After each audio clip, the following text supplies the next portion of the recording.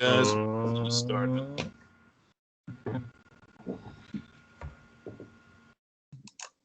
Hello, everybody, and welcome to Disney Plus Pals, Episode 3 of Loki. I'm Dr. Kneale, joined by Jack of all trades and Shere the Dizwiz. Hello. Horns. You wear those horns in a lot of our videos. Because I like these horns. I like the horns, too. All I have is that one golden controller over there. I don't even have the sword anymore. So I hope I don't have to get any more. The prime timeline, the sacred timeline, no! It's in the closet. It's fine. The prime timeline is in the closet, just hanging out. I do actually want to start this video saying something I've been meaning to say since episode 1. You know how there was like a bit of a discussion when we were like, the Infinity Stones have no power in the TVA. That's weird, right? Paperweights. Well, that's actually a reference to something in the comics. And normally I'd be like, I'll just ignore it. But the specific comic it's referencing is kind of cool, so I wanted to bring it up. It is specifically referencing Marvel versus DC Comics, where Darkseid got the Infinity Gauntlet with all of the Infinity Gems in it, but couldn't do shit because they were in the DC dimension. And it's very strange to see Marvel reference the DC Marvel crossover, so I wanted to bring it up, and I just forgot. That is also the crossover where, in the original planning sections of it, Green Arrow and Hawkeye were going to create the Big Bang by throwing an arrow into the galaxy. Yeah, thanks. I mean, have you guys seen that new Suicide Squad trailer? Oh, yes. That one actually, that looks really good. It's got James Gunn's name. The creator of Guardians of the Galaxy. I was like, oh, they actually acknowledged it. DC actually acknowledged it. That's nice. So just to get into Loki, question. Because apparently people are a little mixed on this episode. Just right out of the gate, good or bad? Good. I thought it was okay. I'm in the middle. What do you think, Shere? Yeah, it was okay. Wasn't like, wow, it was great like the last episode, but yeah, it was okay. I think my biggest problem is, during the week I was like, I can't wait to see what's going on with that bombing of the timeline. I'll wait this week. I gotta see it. We gotta wait another week. Yeah. We still don't know. And it ended on a cliffhanger. I still can't believe they didn't use "It's the End of the World" as we know it by now. They haven't used it yet. Yeah, they say the line a few times this episode. There was another thing, though. The freaking, the music in this episode wasn't as good for me either. Like, in the last episode, I've described it as sci-fi Viking music. I love it. It's so weird and so strange. I adore it. Here they just used couple licensed songs. It fit the tone fine, but I was like, go back to what you were doing. Go back to that new thing. The world as we There's know still a little bit of that in there. Could have used that song, man. I mean, Loki does sing in this one. I really like it though. His singing's actually pretty nice. The subtitle just says "singing in Asgardian." Did he sing in Tinkerbell? I'm hoping that every Disney Plus show has either a character singing or dancing. Because so far we got Agatha All Along, Loki's song, and the Zemo dance. So far that's 3 for 3. Yeah. I am looking forward to Hawkeye's ballad, Hawkeye's solo country album. Jeremy Renner has a pretty good singing voice too. He does, actually. Okay, quite slight tangent, but when advertising frickin' Avengers Age of Ultron on Jimmy Fallon, Jeremy Renner went on and sang a song about how Hawkeye is cool too. And one of the lines is, "I can kick ass at Mario Kart." Jeremy Renner is having a ball as that character. I hope that goes to the show. But no more Hawkeye love. We'll have a whole month for that later. For now, it is Loki's turn. I like Silvey, and that is literally the best thing I can say about this episode. I like Silvey. That's it. So yeah, pretty You good. guys go on. Yeah. I got nothing else to say. Nothing. Wow. It's Short and over. sweet. Miss Minutes wasn't in this episode. This is the first not Miss Minutes episode. Even worse, it's the first no Mobius episode. For me, it's Miss Minutes, man. Mobius is cool too, but Tara Strong. Well, Tara Strong did make a very cryptid tweet where she was like, "There are things to be revealed about Miss Minutes," which leads me to believe she's totally becoming like a giant monster at the end of the show. Oh my god, we're going back to this thing again. I am sure of it, dude. I want like a giant Miss Minutes fighting Loki. Oh, okay. Don't even pretend you don't want that too. Everyone wants that. Who's everyone? Yeah. Who's everyone? You know, Besides me, Jack, my cat. That's it. Sylvie herself Hope it is ends up actually... like Starro in that new Suicide Squad trailer, just a massive Miss Minute slumbering through. I would love it if it happens in the freaking the remains of New York that we've seen in some of the trailers. She like destroys Avengers Tower. But speaking of Sylvie, so I was kind of right about the Enchantress thing, but I was also wrong. Because I didn't think it was going to be Sylvie. I thought it was going to be Amora, the Enchantress that I grew up with. Now I'm not sure. Sylvie originally was a normal human that Loki gave powers to.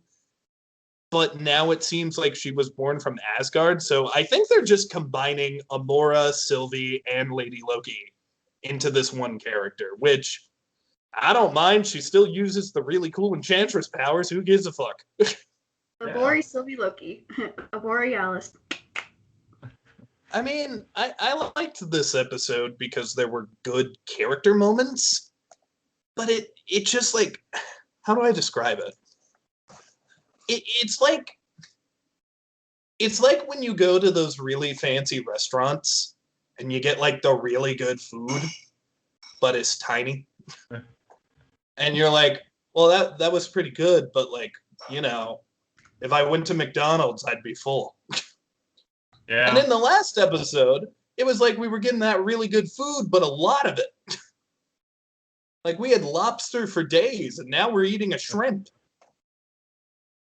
Hey, what's on shrimp? I like shrimp.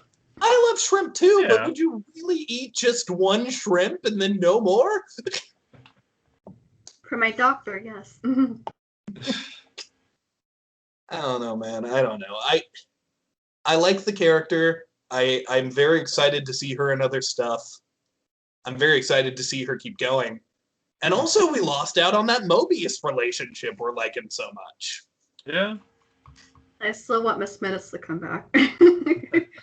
I mean, she will. Confirmed by Tara Strong, she will. But Justice for Miss Minutes.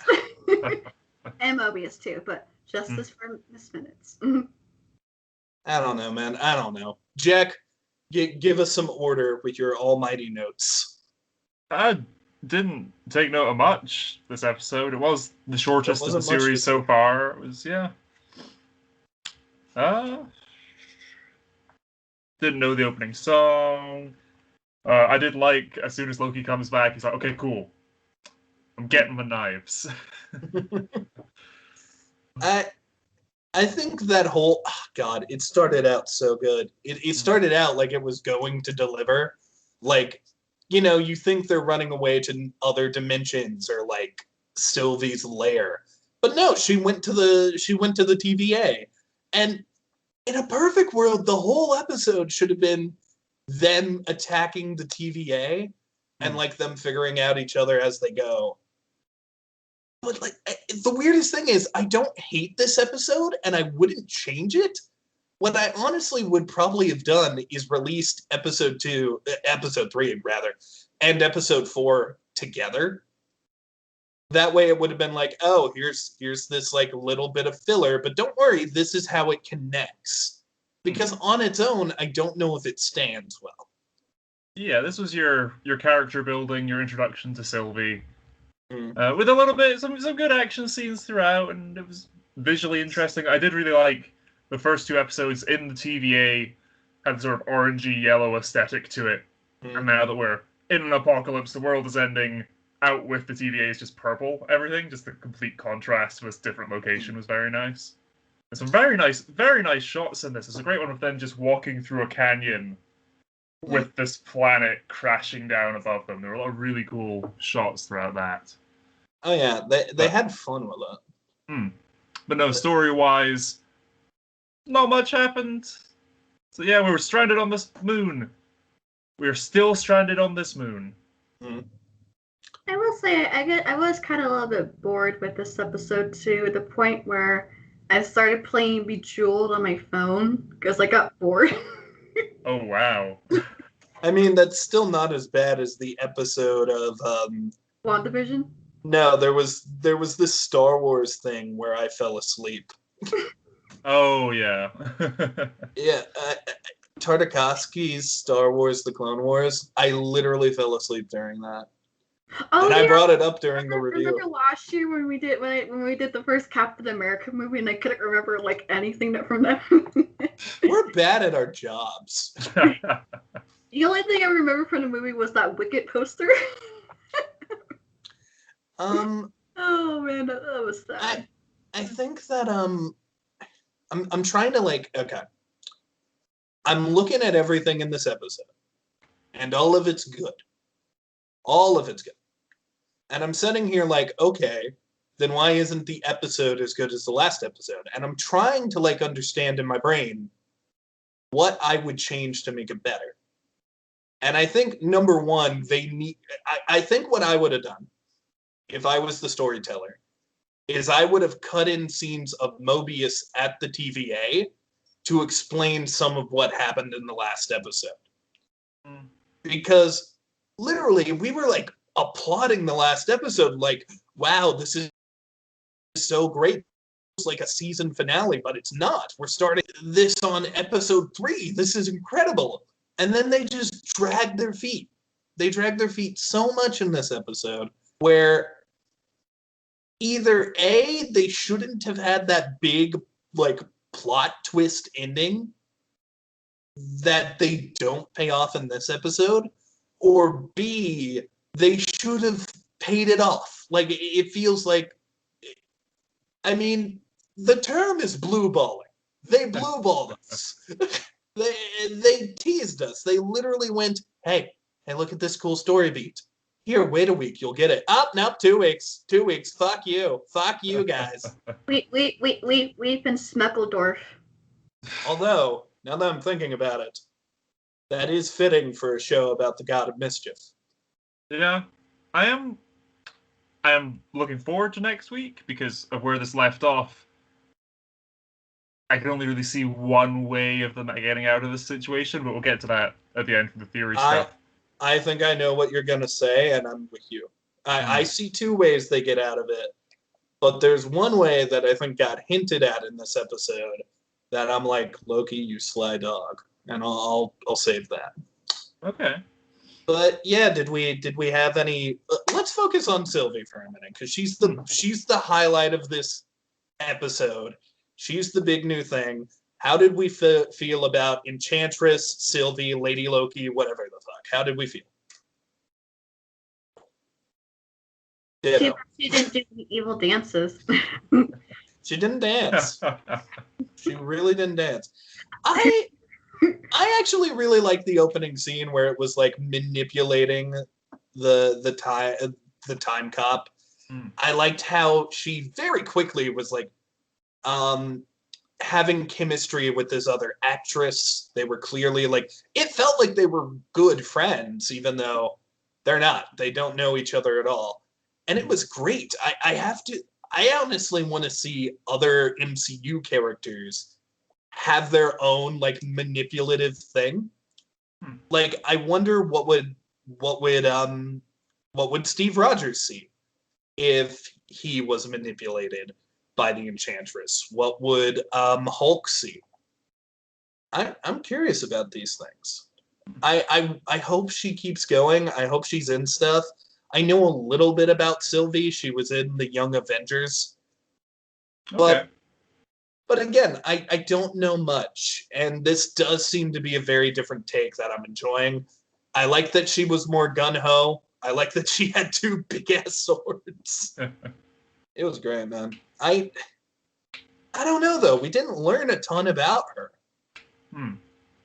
We got tidbits like, she was adopted too. She knew that the whole time.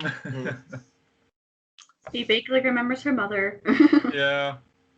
Very Padme there. Or Leia. Leia, not Padme.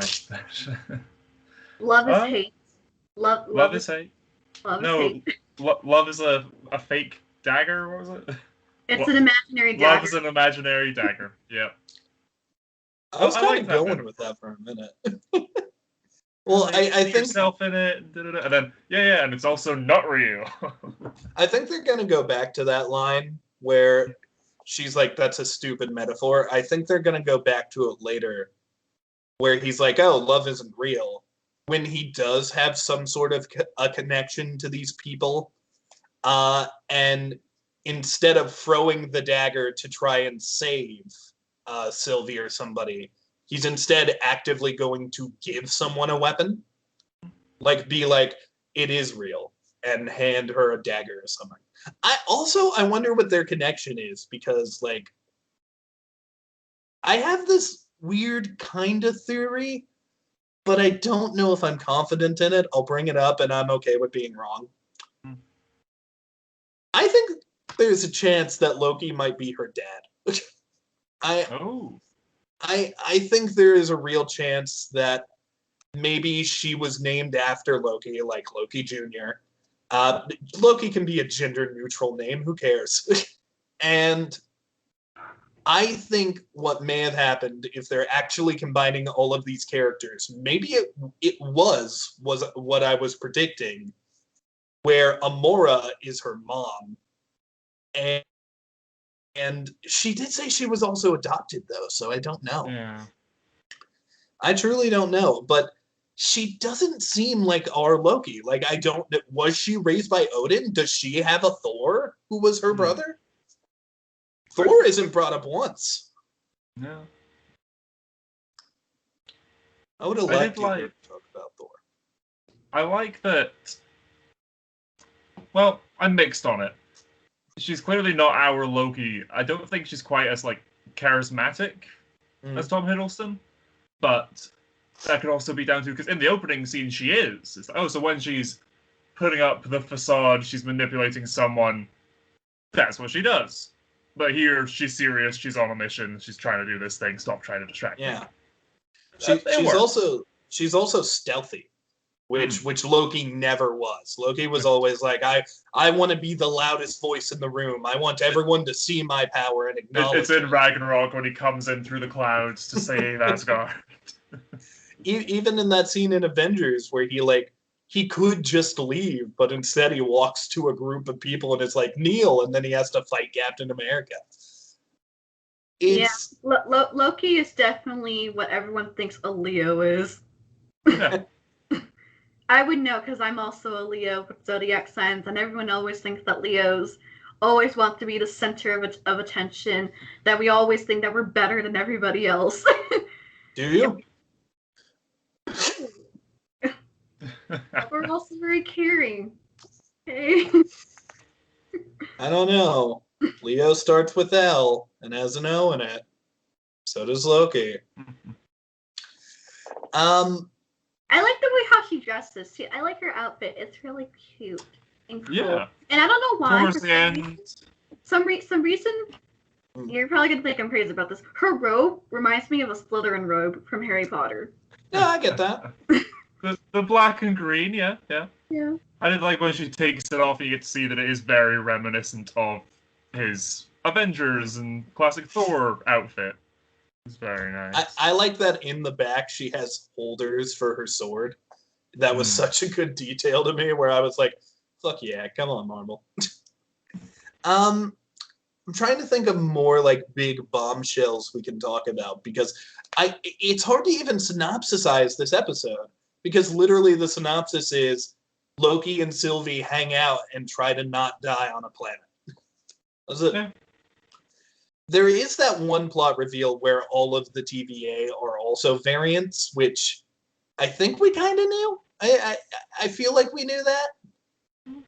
I didn't call that. That was a surprise to me. I knew there was something up because they bring up the whole, it's like, oh, Loki has that sit down with Mobius. It's like, yeah, so everyone here was created by these 3 all-knowing space lizards. He's like, yeah, of course.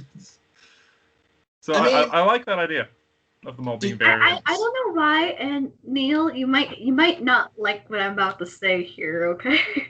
You're not gonna probably like what I say about this. Are you saying something nice about Captain Marvel?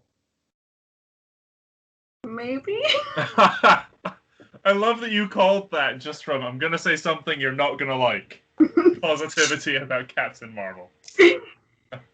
Well, it is about Captain Marvel. Go ahead. I'm not gonna be mad at you.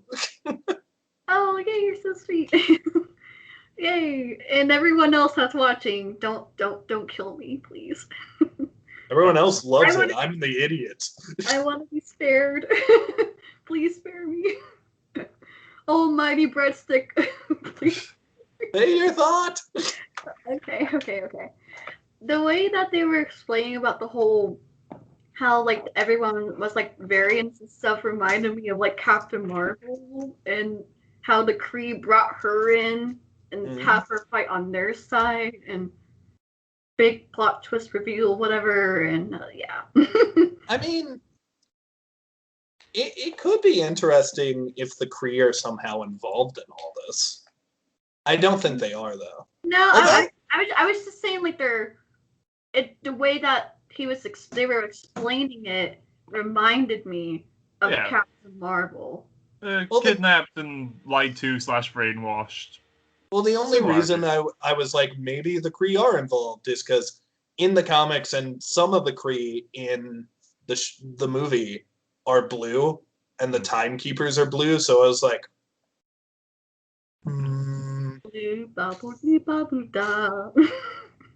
That's Iron Man 3, come on.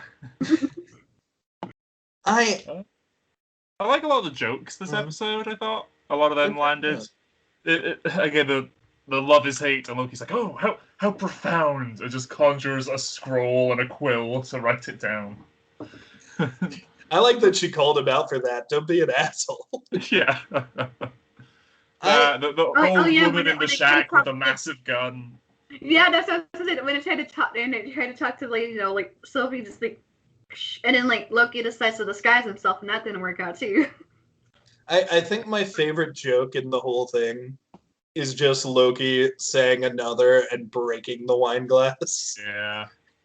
I don't know behind why. the bar sort of freaked out by that. So I have to clean this up now. Okay, fine. I liked Loki singing. I liked Loki having a ball. It just felt kind of not Loki, though. We've never seen him get drunk. Drunk on power, perhaps. I don't know. As he says, it's the end of the world. I feel like when actors that are not professional singers sing, or I don't know if Tom Hiddleston's professional, but like, I like it when they Tom Hiddleston has been in musicals and stuff, I think. Yeah. I think the last time I heard him sing was probably in that Tinkerbell movie. Where he played Captain Hook. Oh. Yeah, I bet you guys didn't know about that, huh? Is this one of the animated ones, or? Yeah, it's the one with like Mae Whitman as Tinkerbell. Right. Currently looking it up. The last Marvel actor I remember playing Captain Hook was Hugh Jackman in that Peter Pan movie. That was a fun film. That film. Oh, no. Yeah. Well, now Jude Law is supposed to be the new Captain Hook in the live action Peter Pan movie that's supposed to be coming out soon. Which I love Jude Law. I love we are on the Captain Marvel hype train here. Yeah. No, you know why I like Jude Law. You know why. I adore Young Jude Law. He's Dumbledore, great. yeah. You know why. You guys know why. Well, maybe you don't, but you know. Moving on. Rise of the Guardians. Oh, do I have to spell it out for you guys? Okay, I'm still struggling here. It was a filler episode. That's what it was. It was let's But talk about it was a bit of character development and introducing this new character. It wasn't. Man. It wasn't bad, but yet when we sit here and we're like last episode, there was so much to say. There was so much to get out there. In this episode, it's like, I like the lady. That could be a considerable part of this. That just last episode was so good that by comparison, our expectations were so high. It's like I'm with you. Just kidding. Did anyone else see that Miss Minutes was red in the credits when she's normally orange?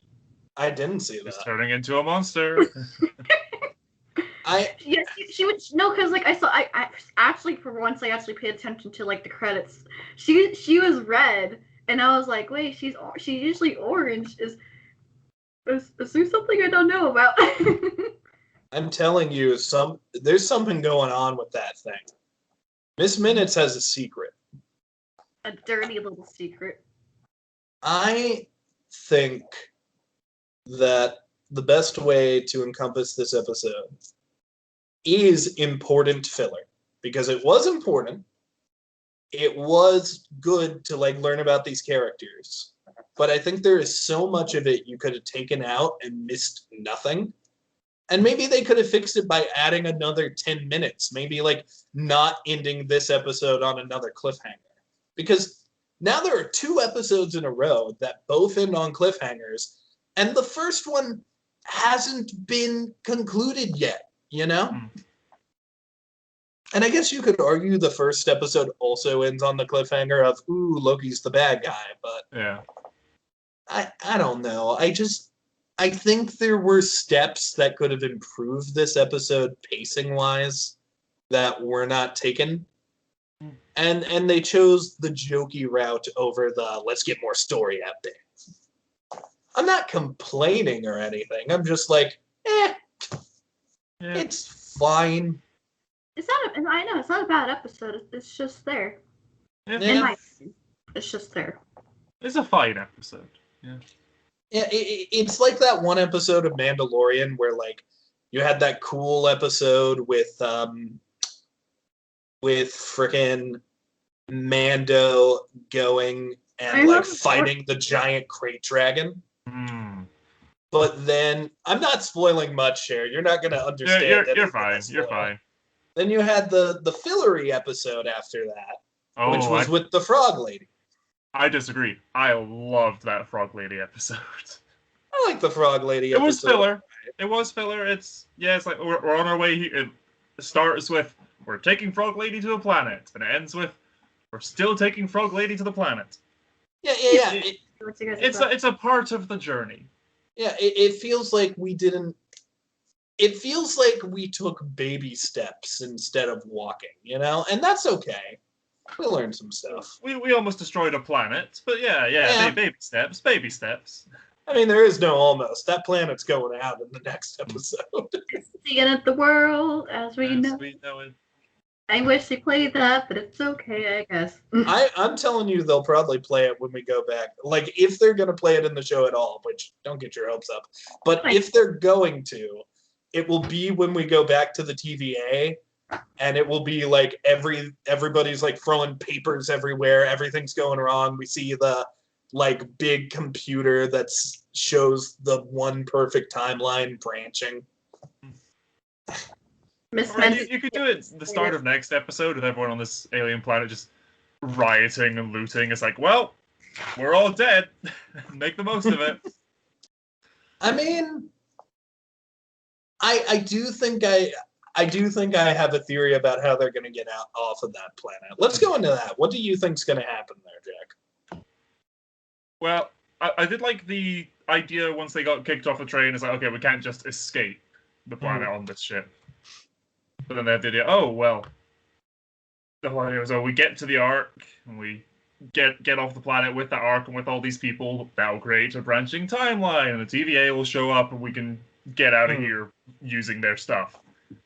Yeah. And now I think if they're going to get out of it from here, it's like, okay, just cause as much chaos as we possibly can in the hopes of getting their attention. If Silvey is an alternate Loki or an Enchantress or whatever, but if she's an alternate Loki, we have two gods of mischief here. Let's make some mess.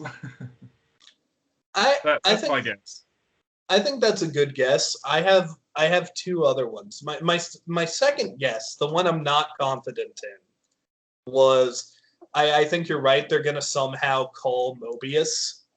But I'm also, because they kind of shot themselves in the foot with that, because they set up like, oh, you can't like make a branch timeline in an apocalypse. So I'm wondering if the only way they can create a branch is to stop the apocalypse, which I don't know if they can do that. My big theory on how they're going to get out of this, I think Loki took that time stone in the first episode. Oh. And I think there's a hint in this episode. Specifically, I remember seeing that one scene where the building's about to fall on him and Silvey. And he rewinds it back into place. And it didn't look like Loki's magic. It just looked like literally time reversed and put that back. It looked like Tenet. Mm-hmm. It looked like the time stone. So I wonder if Loki has the time stone, and maybe that's how they're going to freaking like stop the planet from getting destroyed. Time stone, Barbie. Honestly, I think that the coolest thing Loki's character could do is him and Silvey create a branch timeline by saving this planet. They create a branch, the TVA come in and destroy it, and then that reiterates to Loki, these are the bad guys. Even maybe have Ravonna Renslayer be the one to be like, no, reset it. Kill all of these people. They were supposed to die. And Mobius is there as well, and he has his Poe FN 2187 moment, and he's like, oh, wait. Are we the baddies? Oh, yeah. And then his realization there. And I feel like feel like what they're setting up here with the TVA agents are variants themselves is Silvey is going to bring Mobius's memories back. And part of me wonders, jet ski. was he a jet ski like guy in his previous life? I'd love if like this show ends with like returning all the TVA agents that went back to like their original lives or whatever, and it is just Mobius, Owen Wilson just chilling by the beach with his jet ski. I mean, it can't even be by the beach for me. I need to see that man on a jet ski. I do wonder, because now that they are all variants, like, wait a minute. I think I brought this up in the last episode where I was like, well, what's going on? Like, where does the TVA take place? Does that mean the TVA themselves are a branch timeline? Like, there's a branch where, like, the world is owned by the timekeepers and they monitor the rest of the thing? Oh, what if that was going to be the ending because of the timekeepers? It's like, congratulations, you made it to the end. You stopped all the branches, except for one, and they delete their timeline. I don't know, dude. That could be. I saw there's an interesting theory I've seen floating around and stuff online recently this week. As for the whole idea, time moves differently here in the TVA, as to where the TVA could be. Which the idea that in Ant-Man and the Wasp, we see like a city in the background in the quantum realm. Yeah. And we're told, Janet says, like, oh, time moves differently in the quantum realm. Time moves differently in the TVA. Is that city the TVA? I can see that. I like that idea. I don't know if that's going to be it, because I think that's going to tie more into Quantum Mania with Kang and everything. But again, there's Kang references here. So I mean, yeah, I'm with you. I think it's possible. I don't know. If it's never explained, that's going to be my headcanon. Okay, that city, if it doesn't show up again, that's the TVA. That's what I'm running with. Well, there are also rumors that that's Chronopolis, which is Chronopolis, for people who don't know, that's Kang's kingdom. That's Kang's homeworld. Okay, which again makes more sense for. Yeah, crown time. Honestly, if I were the storyteller here, I would be like, let's just combine these two. Let's make that Chronopolis. Or maybe it becomes Chronopolis. Or maybe it is. Maybe it is. If Kang is, perhaps he is one of these timekeepers. Maybe there's only one left and it's him. Or who knows? I'm just so happy that everybody is learning who Kang is and Kang's going to show up, because literally before even in-game and stuff came out, people were like, well, what happens after this? And my answer was always Kang. They need to do Kang. And now it seems like they're doing Kang, so I'm excited. I think I was on board with the whole, Galactus, or do some comic book villain I've never heard of. Or Mephisto. All I knew of Kang was that he's in some of the Lego Marvel games, so... I think that Dormammu is going to end up being a big threat at some point, but, like, right after Kang, right after Thanos, I think Kang is the smart choice, because you had, like, the space threat. Now you have the time threat. And eventually I think we're going to get to the magic threat, which will be Dormammu. I do like in this episode when they talk about love, and Loki's like, oh, do you have a beau? Do you have somebody out there that you're interested in? And apparently she dates a mailman. Yeah. That's one of those things where it's like a joke, but it'd be great if it turned out to be true. I mean, there was a mailman in WandaVision. Connected? Oh. I sincerely doubt it, but that mailman was suspect. Oh yeah, I remember seeing tons of videos talking about him. Yeah. I'm just a messenger, not dating any gods of mischief.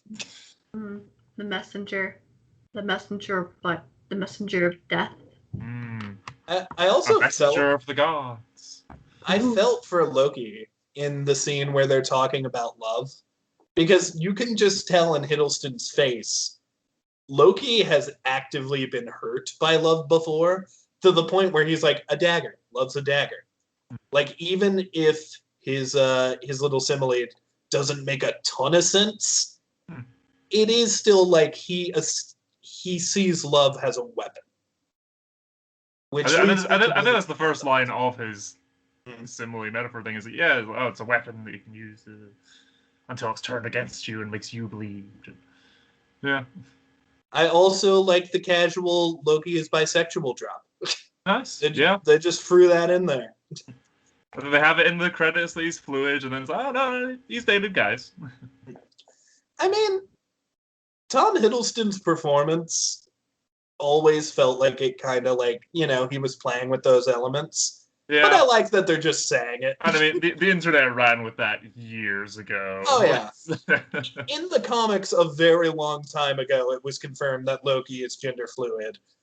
And the entire time in all of frickin' Hiddleston's performance, it was like, yeah, you can see some influences there. It's kind of there. I did also like the line, it's like, oh, you're drunk. No, I'm just full. It's okay. He really wanted her to eat that. What even was it? Was it a cake? It was something. It's like, oh, it goes well with whatever else. Yeah. Hey, if it's anything like the one from Percy Jackson, I'm not eating it. Oh yeah, those little flowers. Different pantheon. Wrong gods. I know. Although Zeus is gonna be in Love and Thunder, so. Ooh. I did not know. He's played by, what's the actor's name? Dwayne The Rock Johnson. Russell Crowe. Russell Crowe. Oh, as Yeah. long as he doesn't sing, cool. Alright. Oh. I'm kidding, Russell Crowe, you were great. Les Mis was a misstep for a lot of people. And I'm Japan. God, now I'm just Fine. thinking about how beautiful the song "Stars" is, but Oh, then him doing it, whack and so sound it is effect. said, and so it is written. Oh my Oh, Jesus. god, that was Yeah. I like they referred to the Lokis as devils again with that whole stained glass mirror thing and the horns. Again, okay, we're dropping that again. Don't know if that's going to tie in at all. The planet was Lamentus 1 in 2077. You know what I would like is like, I don't even know if this would work, and if it happened, it would piss people off, but it would make me laugh. I would love it if like, for a scene, Loki needs somebody to like make a deal with him. So he literally goes red, pretends to be the devil, and he comes up with the fake name of Mephisto. oh. I would That'd be just love funny. it if we could just Oh. twist that knife in the in the Yeah, Mephisto yeah. theory. That It's a dagger, yeah. It's a dagger. I just had a thought. It would be quite cool. I'd really like if in Guardians 3 we see this planet in like present day. Mm. I think that'd be really fun. Oh, that'd be awesome. We're saying before about the Rock Smart shopping mall in the year 2050 something. It's like, oh, it'd be cool if once the films get to that point, we see this apocalypse happening or we see what causes it or something. Oh, yeah. 2077 on a different planet, I don't think we're going to see again. But you could easily see 2020 on this planet. I think it'd be a fun thing to harken back to. With how connective the MCU is, I guarantee you one of these time travel things is going to be something in a future movie. I can even imagine Rocket saying like, "Oh, this planet, oh, it's going to be around for 1,000 years to come. This thing holds up. Most reliable planet in the galaxy."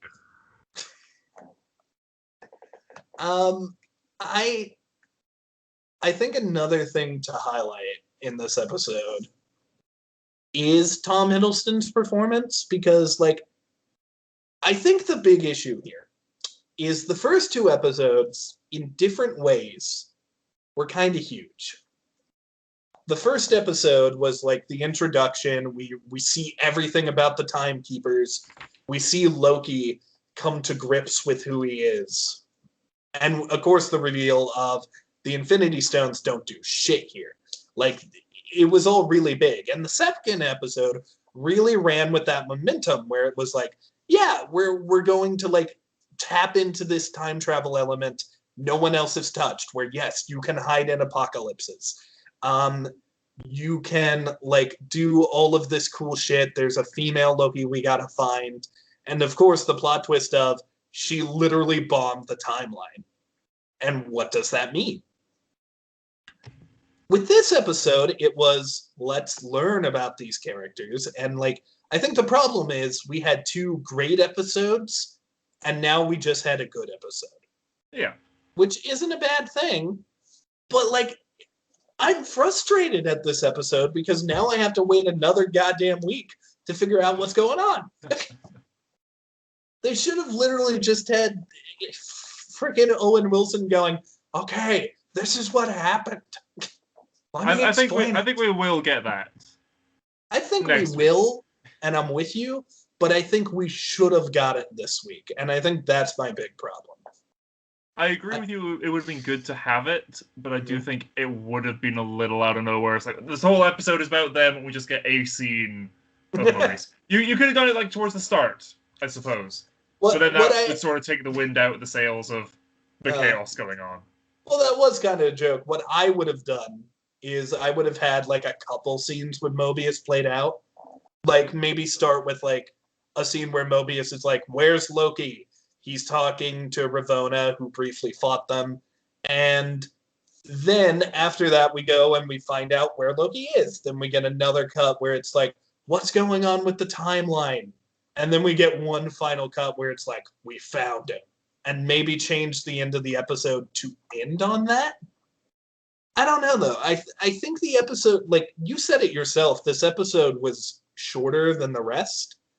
I think 10 more minutes of just stuff would have helped this episode. Yeah. I think that idea of a scene after the two of them escape the TVA could have worked. You just get Mobius ringing her up, and it's like, what's going on? And she's like, oh yeah, the Loki variants have escaped. But focus on this current mission of the timelines just being bombed. It's like, okay, that's why we don't see him for the next wee bit. And if they do something to like create a branch timeline to get the TVA to come for them, it's got to be big because the TVA is busy. Yeah, they're dealing with other shit. It's an interesting little question I have. It's a thing that comes up a lot in like time travel and in Doctor Who. A lot. It's like, come on, quick, we need to go do this thing. It's like you have a time machine.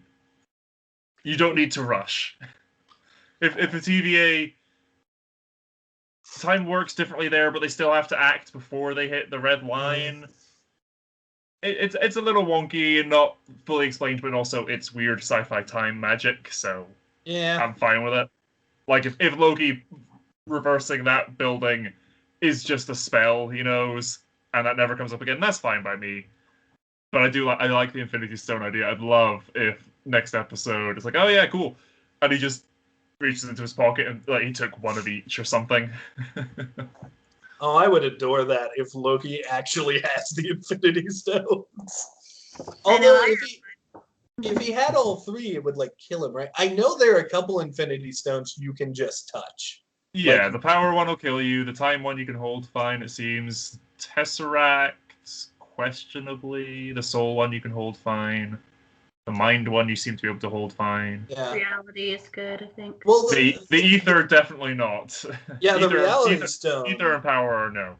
The reality stone fucks with you. I also think there's like, I don't know. At first, holding the space stone was okay, but then when Red Skull did it, it disintegrated him. Well, that's the thing, because even then, it's within the Tesseract, and then Thanos like shatters it, and he's just holding it fine. So I don't know. I don't know. I do think the time stone is okay to just hold, though. I think that's one of the ones where it's like you get away with it. Yeah, it's also one of the ones I don't even. I'm sure there'll be a shot somewhere, but it's one of those ones that I don't even remember seeing a character hold. It always sort of levitates between their fingers or the palm of the hand. Well, I know that the Soul Stone is okay because Hawkeye holds it, and he's just a dude. Yeah. So, like, don't get me wrong, he's a really cool dude. I like him, but he's a guy. Like, end of the day, he's a normal dude, and he didn't die. He's not even got the whole Peter Quill, oh, I have God blood in me. No, he's a dude. Although I am curious, lore-wise, could Peter still hold the Power Stone right now? Given the fact that Ego's gone, does that affect it at all, or is it just because it's in his DNA? I have no idea. I guess we'll see.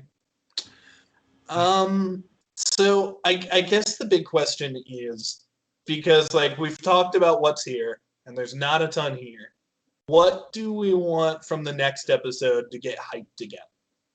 Well, that's the thing. We've been told the next 2 episodes are going to be big, so... Oh, yeah. I don't know. I mean, Frog Thor is a start. Yeah, that is a leak based on a leak, so who knows? It's a rumor at best right now. I don't even know if I believe it's going to happen. Yeah, I think the last episode, I'm like, it could. Then we spent an episode, we're on a moon. We ended the episode, we're still on this moon or planet, or whatever. But I don't know. To get more Mobius. And...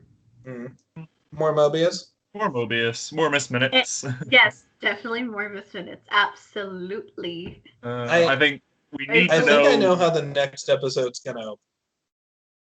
Oh, go ahead, Jack. I didn't mean to interrupt. There was lag. Last thing, 100%. But my only solid prediction that I'm 100% going in on is that before the end of the show, we need to know what's up with the timekeepers. Are they still alive? Are they all dead? Yeah. Is there only one? Is it Kang? What's going on?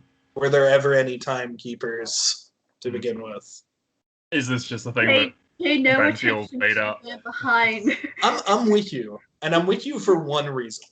I would have been okay with not knowing about the timekeepers if it was just like mentioned a couple times in the show and not referenced a ton. But the fact that every episode, every end credits ends on a shot of the timekeepers. We need answers on that. This can't be a Ralph Boner. This Oh can't my be. god. This can't be. Sharon's the power broker. No, we need a detailed explanation. Yeah, I think had we seen them in episode 1 with the animated things, like, okay, this is just the story. We're gonna roll with it, and there are these mystical lizard space god things. That's fine. But because we're picking apart the lie of the TVA, we need to get to the end of that string. We need to know at some point in the next 3 episodes, because we're halfway through the show. Loki's current goal is to find the timekeepers. So, like, that's another thing. This was the mid-season. Like, this is the middle.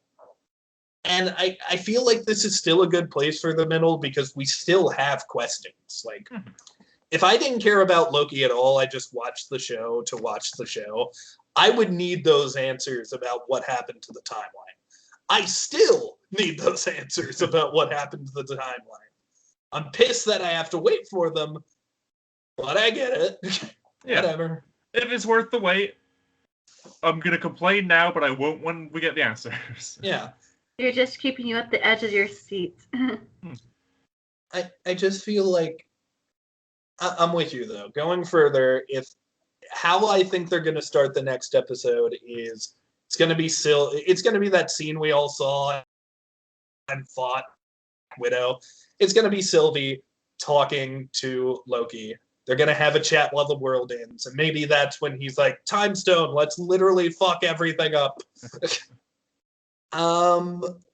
I think the big thing that's going to hook me back in is in the next episode, I want not only an explanation of what happened because of the bombing, I want to see some of those timelines.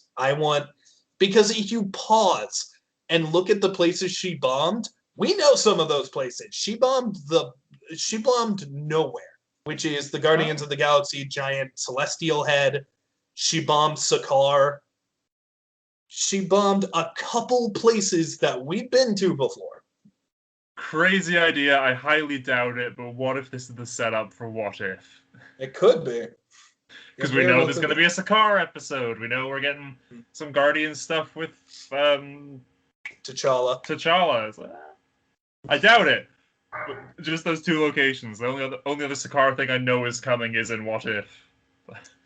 Well, there were other ones that were mattered. Other locations that mattered. But admittedly, it's fun name drops. But I do believe there was one where I got excited because I think one of them was Iowa, and that's where Clint is from. Ah. So I was like, oh, hey, what? Well, actually, that would mean he's dead. So maybe not excited. Although it is still, I think we still don't know exactly how those bombs work. I mean, they are just they're erasers, right? They erase everything.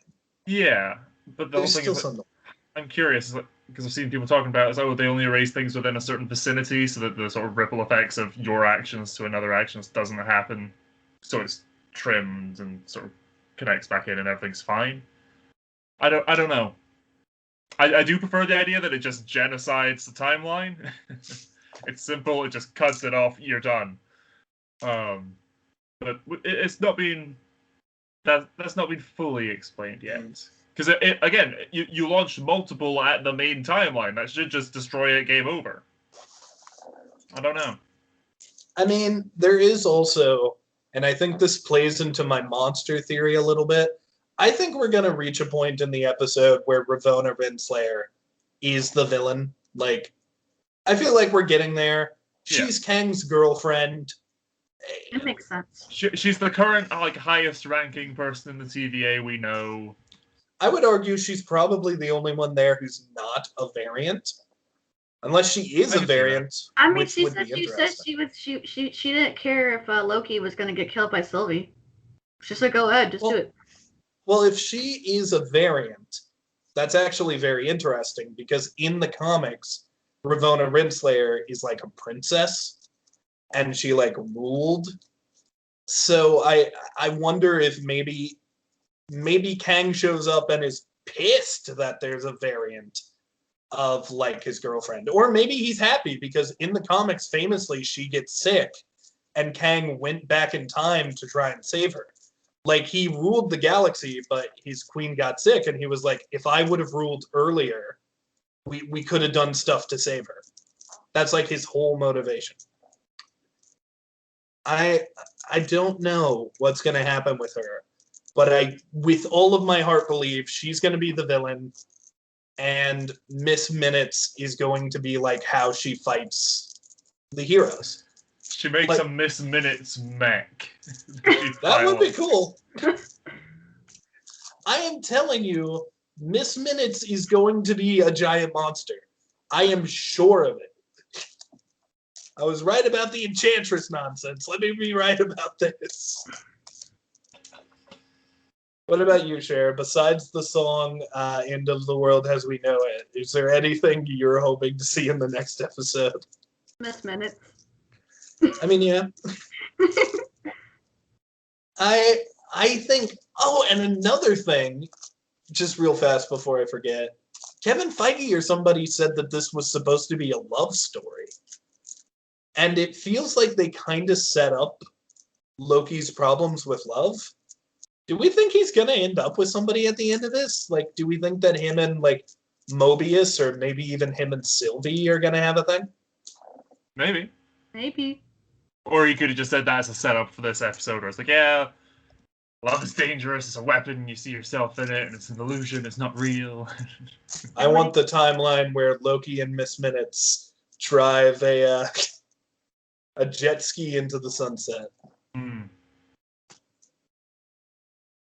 I mean, Loki's weird. Loki's strange. I could see him dating a cartoon clock. Who couldn't? Oh, Alyssa just texted us like 15 minutes ago. Yeah, Mel missed this episode, and then she was like, I just woke up, sorry. Oh. That's okay. So yeah, I guess, like, much like how this was the shortest episode of Loki, this will just be a short episode of Disney Plus Pals Loki. Let's go into final thoughts and ratings. What did you guys think? I think not going to rate it as highly as the previous episodes, of course, but I did just really enjoy watching this. The sort of focusing in on just these two performances was good fun.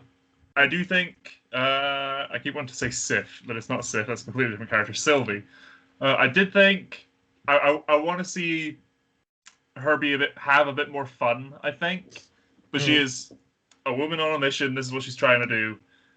We might get letting her hair down in a little bit, just as the two of them sort of talking before they come up with a solution to this situation, which I can see. Because again, it's like, oh, the ship blew up. Our plan's bust. She just turns around and walks off into the crowd. Again, there were some really nice shots in this. I did like the whole sort of purple aesthetic to this place. The action scenes were good fun. The first one on the train was very nice, and then the later one running through the city was great. Like, a few long sort of tracking shots and stuff in amongst that. And I did like, it's not, they didn't do the whole classic Marvel, you know, a cut with every punch sort of thing. They held on some bits as they do stunts and everything. It was good. The music, yeah, there weren't as many standouts apart from Loki's shanty. But no, overall, I still enjoyed this episode. I do think that people are gonna be, I mean, us and out with us, I think people are gonna be a bit harsher on this just because the previous two were so good. But I think out of 10, I'm gonna give this one probably a 6. I'm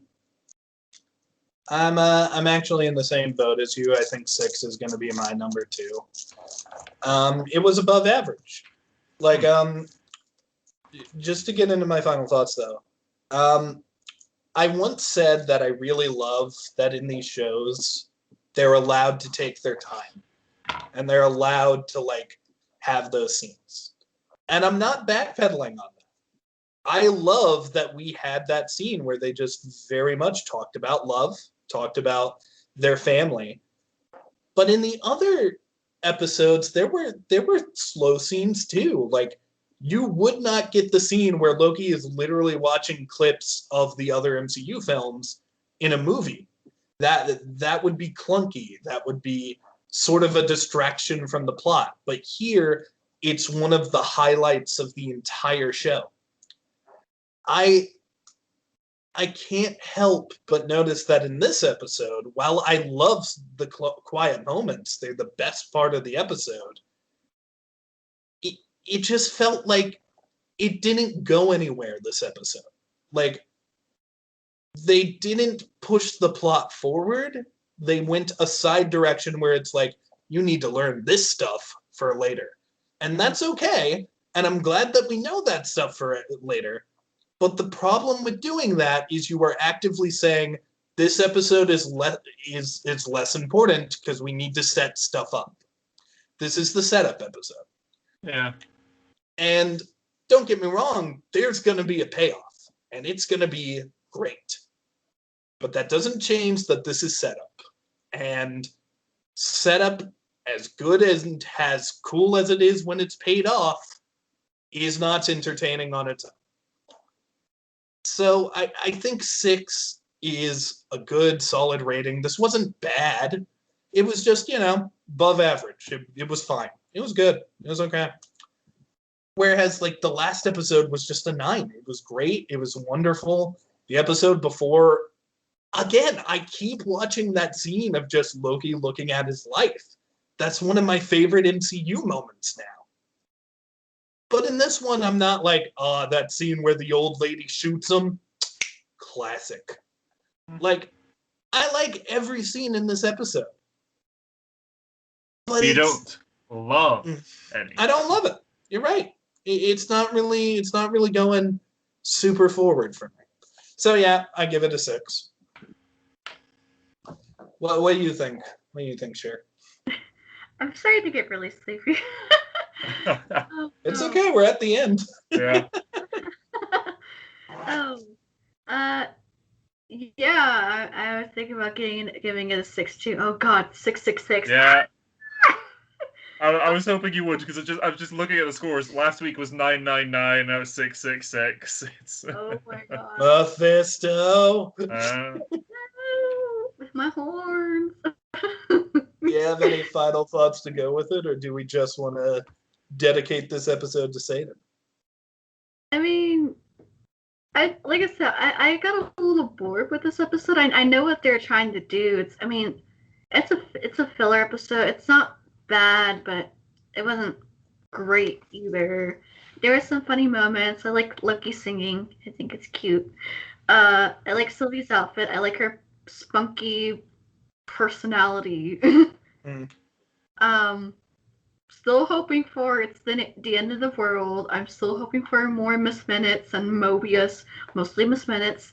But yeah, who knows? Next episode, it might surprise us. But for now, I'm just gonna really give it a 6. I'm with you though. I do commit to that. I think the next episode will be good. I think the next episode will pay off what they didn't pay off in this episode.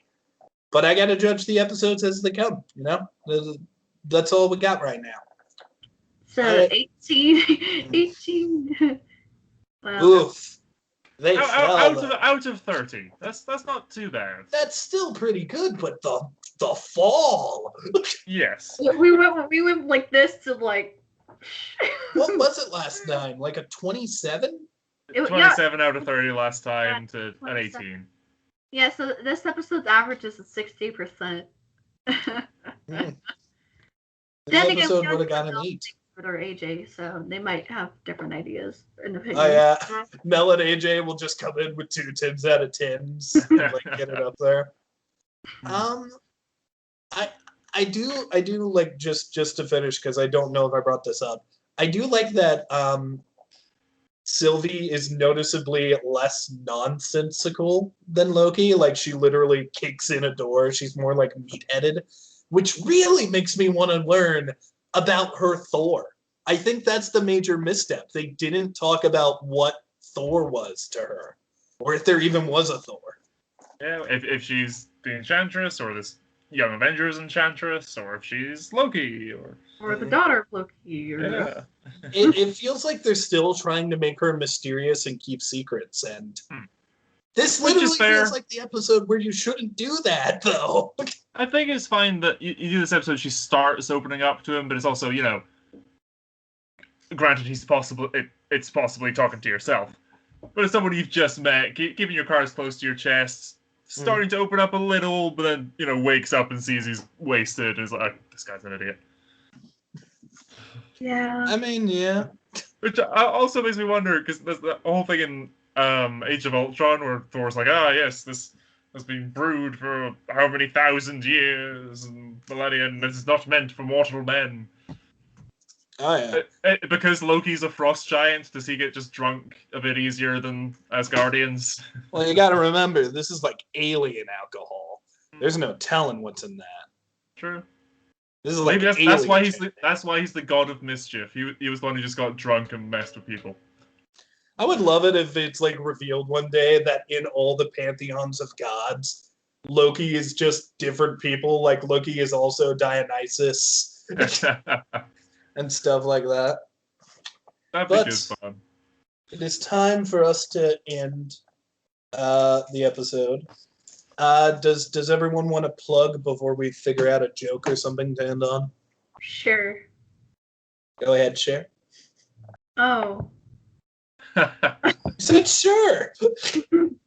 We're waiting. Okay. I have Facebook, Twitter. It's just my first and last name. Still doing Nickelodeon month, even though I'm not, posting reactions. You're doing it for video. you. I'm doing it for me. It's been a great time. I have actually watched 70 Nickelodeon shows and movies, surprisingly, that I could find on the internet without having to get Paramount Plus. Woo! Yar har fiddly. Yes. Lazy Town and You are a pirate. And Invader Zim, which I am going to be watching after this, by the way, because I haven't watched Zim in a month, which is cool. Hell, I even watched Dora. That was very interesting, very painful, but interesting. I think I used to like Dora, man. I don't know. But yeah, it's less than 2 months until I turn 21. Woo! Woo! You can drink. Nice. I rather not. Oh, you Americans. I mean, I don't drink that often. Just for the fun. Oh, I'm meaning having to wait till you're 21. It's 18 over here. Right. I mean, the closest thing I'll probably do is like sparkling juice or something. I don't want to do alcohol. I like to have control of my own body. That's okay. I do recommend doing it once just so you know like your standards of that stuff and understand what it is. But that's okay. It had flavor, but still. Yeah, no one has to do it. I'm not gonna make nobody. Do you have anything specific to plug, like a channel or your Facebook or your Twitter and such? Do you want those plugged? Oh, yeah, I already said that. Oh, did you? Sorry, I've got this thing where I'm at. Stupid. I'm very stupid. Did you only hear my Nickelodeon stuff and my birthday? I literally looked down at my phone for something, and then I came back up, and I was like, "Oh, I better make sure that Shere's able to like plug all her stuff. I should remind her." I already did, silly. Now you're plugging Shere stuff. Yeah, double plugs. Facebook, nice. Twitter. I wish I could do Nickelodeon month with you guys, but it's okay. I know I keep saying that in every video, but it's true. And next Wednesday actually will be the last day of Nickelodeon month for me. So that's gonna be very interesting. For my stuff, my plugs. Of course, the Twitch channel is twitch.tv/Dr. Kneale. Hopefully, the next episode of Life is Strange with my my favorite Australian husband, Elvish. Hopefully, that'll be coming up later tonight. And speaking of Elvish, we're actually starting a podcast together, which Elvish has lovingly named Fruity and the Straight. where we talk about just random things in our life, and at the end, we answer a random question from the perspective of a gay man and a straight man. And I also have another podcast coming out called Scruffy Looking Nerd Herders, where me and my other buddy Pat just talk about nerdy stuff. And of course, the big one, Hawkeye month is July. I'm filming the first episode for that tonight, and there is a script. I am ready. I am very excited, and I also have plans to dye my hair purple for the entire month. Very nice. I've done temporary purple before. Oh, it took a while to wash that out of the bathroom. I mean, I never dyed my hair, but I use like those like chalk stuff that you. It's a girl thing. You wouldn't understand. Also with long hair here. Come on. I dyed my hair once. I dyed my hair blonde when I was younger. I have not dyed it since, but we'll see. I've been told that I need to bleach it first. I'm trying to learn everything. Yeah. Hopefully. I was thinking about dyeing my hair, but my dad's like, no, you. And I was like, I wasn't gonna dye it. You know, there's like certain colors that I would not look good in. Blonde is one of them. You do not want to see me as a blonde. I don't think I look good in blonde. Now, like auburn, I think I can get away with auburn. Anytime people are like, I don't think I'd look good in this color, I'm immediately like, but I want to see you in that color. I want to be the judge. Why do you get to decide this? I don't think I look good in blonde. Maybe auburn or like brown, but anything outside of brown, I don't think I look good. This is likely to be the last episode with my brown hair for the entirety of July, so savor it. Savor Drink the brunette. You both did the same thing with your own. Twins! So yeah, hopefully July is just going to be a whole month of lots of content on the channel. Of course, I'm reaching out to everyone who wants to make videos on the channel, so there might even be more stuff that isn't here. I have art being worked on for other cast members and stuff, including Jack. So everything's going to be nuts all the time, crazy. You didn't do your plug yet. Yeah. Jack of all trades on YouTube is the big one at the moment. So similar to this episode, which had we ended off on a big thing and did a bit of filler. Latest episode of My Hero Academia did that. We had a big, crazy, what the F opening, but yay, fun, fillery stuff. But that makes me very concerned that that's the last beacon of happiness before it all goes downhill with that show. Yesterday, I filmed my reaction to Season 4, apparently the final season of Infinity Train, which sucks, but it was not the best season of the show, but a very good season of the show. So hopefully that'll be up in this coming week by the time this is uploaded. Depends how long it takes me to edit. I was filming for a few hours for that. But yeah, check me out there. Out of my own curiosity, what do you think the best season of Infinity Train is? Have you seen all 4? I've seen the first 2. Okay. I think probably the best self-contained standalone season, I think, is the first. But I think my favorite and kind of the most emotional has to be 3. I broke down I almost broke down at what happens in the ball pit car, to keep it spoiler free. That almost got me in season 1. But season 3 fully broke me halfway through. I can see why they moved it off Cartoon Network. It gets very dark in the later seasons. I haven't watched all of Infinity Train, but I've seen clips of it on YouTube that part of me regrets, but part of me is like, this is cool. Yeah.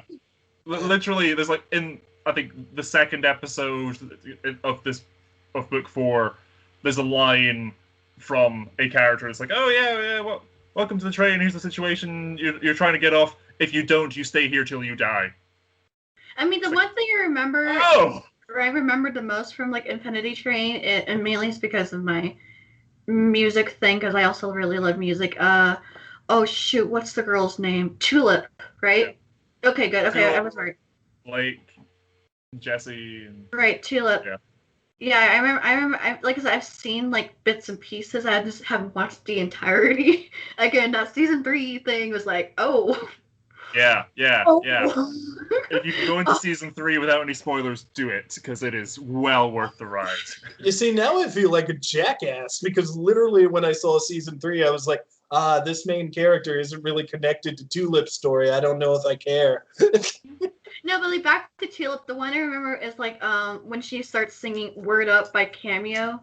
Yes. I love that one. Of like that was great. We're gonna end up just gushing about Infinity Train here. Which is another weird sci-fi out of time. I'm still waiting for Villainous to become a TV series. Yes. Come on, Cartoon Network. Yes. HBO Max. Keep Markiplier to voice 505. Oh hell, Lord Black. I need Is it- I've actually gotten a couple like jokes from people on my Twitch chat who are like, "Are you guys gonna do Paramount Plus, pals?" And I'm always like, I don't know. If there's demand for it. There's a plus in it. There's a Oh, if Next year, April Fool's video, we'll do a Paramount Plus episode. Yeah, maybe we could do like a Nickelodeon show. I will literally get a free trial of Paramount Plus just for that. We'll review iCarly or whatever. But thanks everybody for watching. I think that's a funny enough joke to end on. Thank you for watching. The show that inspired us all to move to the internet. There are swear words in that show now, which is always a plus for Kneale. I like it. Everybody, see you next episode. See you in Loki episode 4, Miss Minutes Attacks.